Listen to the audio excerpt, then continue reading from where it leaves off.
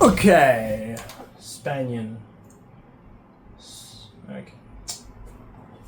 So there's this guy on YouTube, you probably have heard of him, it's called Spanian. Australian social media influencer. Now, he does food reviews, goes across the globe, visits the hood. And he used to be a former criminal, and that was a majority of his videos in his earlier days were just talking about hood logic and all the classic things that they would do. And me as a person that is completely outside that world, it's pretty interesting, and I think it's interesting to a lot of people.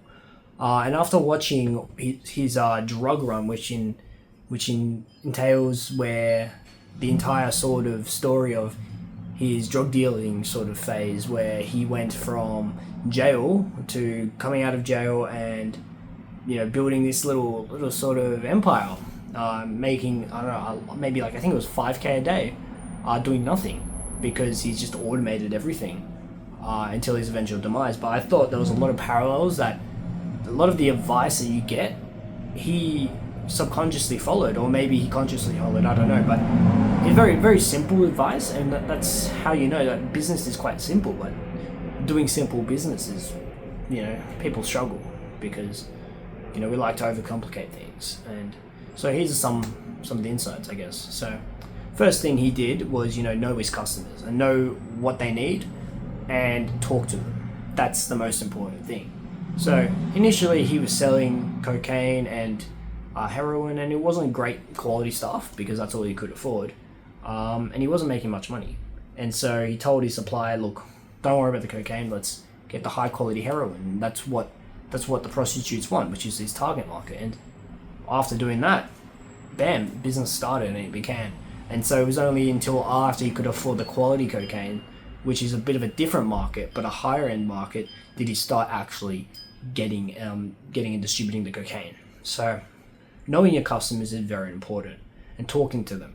And so he also talks about how he was only open from, drug dealing hours, would say. So at night till, early morning, I don't know the specifics, maybe 5 a.m. But, people were calling him during the day and they're going like, Spanian, where is it?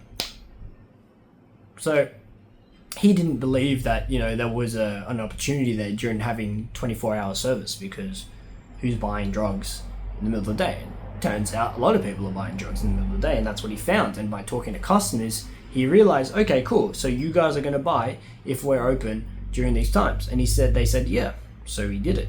And that's literally what everyone needs to do, is just validate the ideas and talk to customers, because at the end of the day, they're the ones who will fuel your business. And so that's very important. And it's also making your business no-brainer. So initially at the start, he would give away free samples to his market, just to showcase how good his product is, because if no one knows how good the product is, who's going to buy it? No one knows. So he did that as well, and that's how he got his initial early customers. And from there, referrals and stuff like that, that's how things grow. And the next thing he did was, when he was in this scaling phase, he did his every best opportunity. Well, he did his best to make sure that he would reduce his workload. And so he was delegating all the work from himself. So eventually got to a point where he was literally doing nothing. He was literally at home every day, would get just delivered a bag of cash, and that's it. He didn't see drugs, didn't see customers, didn't see anything. Was basically just outside the world, and was paying people, $500 a day to just deliver money to him, and doing all that stuff. And eventually he got caught, because drug dealing it's not a great business if you've got something to do with ethics and don't want to go to jail. It's a risky business. So yeah, that's kind of what I learned from that, is validating customers, talking to customers. It works, and it works for a lot of businesses. It doesn't need to be your typical B2B SaaS. It works for drug dealing. It works for probably the corner store. It probably works for the convenience stores. It works for probably 7-Eleven. And it's just simple stuff like that you can pick from anyone.